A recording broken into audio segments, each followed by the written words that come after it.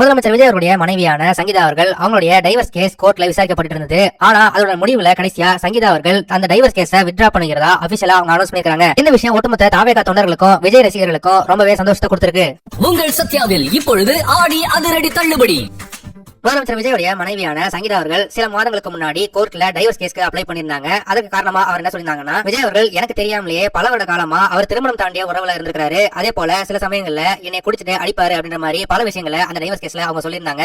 இந்த ஒரு விஷயம் கோர்ட்ல கேஸா ஃபைல் ஆகி பல விசாரணைகள் அதுல நடந்துட்டு இருந்தது. முதலமைச்சர் விஜய் அவருடைய இந்த விவாகரத்து வழக்கு அவருடைய அரசியல் பயணத்துல மிகப்பெரிய ஒரு பின்னடைவா இதன் நாட்களா இருந்தது. ஒரு மிகப்பெரிய கட்சியோட தலைவரா இருந்துட்டு அவர் திருமணம் தாண்டிய உறவுல இருந்திருக்காரு அப்படின்னு பல்வேறு விதமான விமர்சனங்கள் இருந்தது. இது ஒரு பக்கம் இருந்தாலுமே விஜய் அவருடைய ரசிகர்களும் தாவேகா தொண்டர்களுமே விஜய் அவர்களும் அவருடைய மனைவி சங்கீதாவும் கடைசியில ஒன்னா சேர்ந்தனும் எல்லா பிரச்சனையும் சால்வ் ஆகணும் அப்படின்ற மாதிரி பல பேர் எண்ணிட்டு இருந்தாங்க. இப்போ விஜய் ரசிகர்களுக்கும் தாவேகா தொண்டர்களுக்கும் இன்பதிர்ச்சி கொடுக்கிற மாதிரி அவருடைய மனைவியான சங்கீதா இந்த டைவர்ஸ் கேஸ அவங்க கோர்ட்ல இருந்து வித்ட்ரா பண்ணிட்டாங்க. இன்னைக்கு தமிழக சட்டப்பேரவையில பொது விவாதம் நடந்துட்டு இருந்துச்சு. எப்பவுமே சட்டப்பேரவையில 3 நாள் இருக்கக்கூடிய முதலமைச்சர் விஜய் அவர்கள் இன்னைக்கு பாதியிலே கிளம்பிட்டாரு. அதற்கு காரணம் இந்த விவாகரத்து வழக்கு கோர்ட்ல வீடியோ கால் மூலமா விசாரிக்கப்பட்டு இருந்தது. அந்த விசாரணை முடிவுல தான் சங்கீதா அவர்கள் இப்படி ஒரு முடிவை எடுத்திருக்காங்க. ஒரு வழியா முதலமைச்சர் விஜய் அவர்களுடைய அரசியல் பயணத்துல இருந்த ஒரு மிகப்பெரிய ஒரு கரும்புள்ளிய அவங்களே எல்லாத்தையும் சரி பண்ணிட்டாங்க அப்படின்ற மாதிரி தாவேகா தொண்டர்கள் சோசியல் மீடியால வைரலா பேசிட்டு வராங்க. இதனால இப்ப முதலமைச்சர் விஜய் மேல இருந்த கடைசி ஒரு விமர்சனமும் இப்போ இல்ல அப்படின்ற மாதிரி ஆகிருக்கு.